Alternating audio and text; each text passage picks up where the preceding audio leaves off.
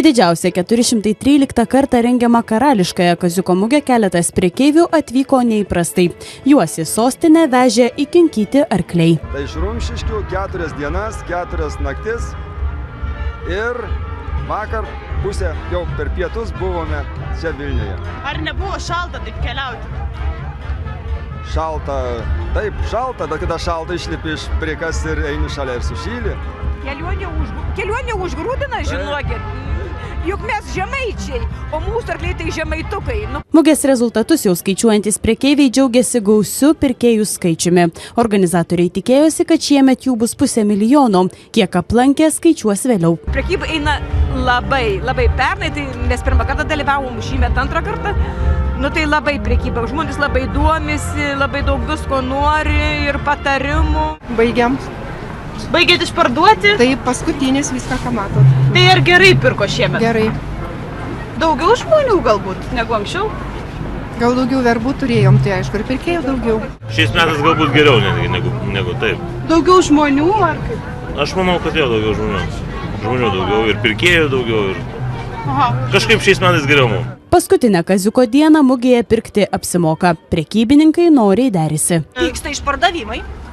Be abejo, vyksta išpardavimai, bet dar žmonės vaikšto. Taip, mainomės, mainai su kaimynais vyksta, o žmonėms tai toj prasidės išpardavimas. Apsikeitėm. Už pyragą gavom varpą. Šiandien gal labiau derisi? Šiandien daugiau, taip. Šiandien nuleisti gal labiau linkę? Be abejo, paskutinė diena. Ar deritės, sakykit, su prekybininkais? Jo. Ar pavyksta nusiderėti? Pavyksta. O kiek linkę nusiderėti prekybininkai? 50 eurų. Centų. Prekybininkai linkę dėrėtis? Nuleidžia ten truputį, nuleidžia. Ar bando atsiderėti? Sako, kai kurie nebando. Deramės bent jau dėl linksmumo visą laiką, sakom, turgus, tai reikia nuleisti. O sakykit, kaip kainos šiemet? Kaip ir visada, brangokai. Aišku, kad kažkiek pakylė, bet kaip ir visada, bet infliacija irgi suprantamas dalykas. Aha.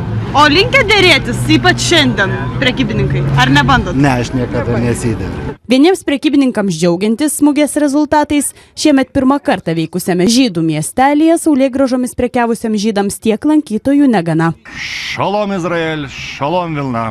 Sveikinam gerbiamus Vilniečius, sostinės svečius. Peržemojom.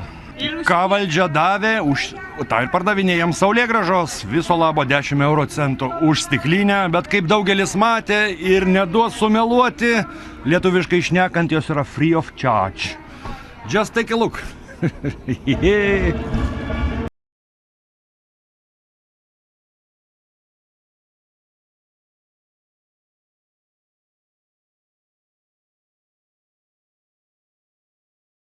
Kaziuko mugės organizatoriai sako, nebuvo apsieita be nesklandumų, nors šventėje neleidžiama prekiauti masinę produkciją, buvo bandančių apribojimus apeiti.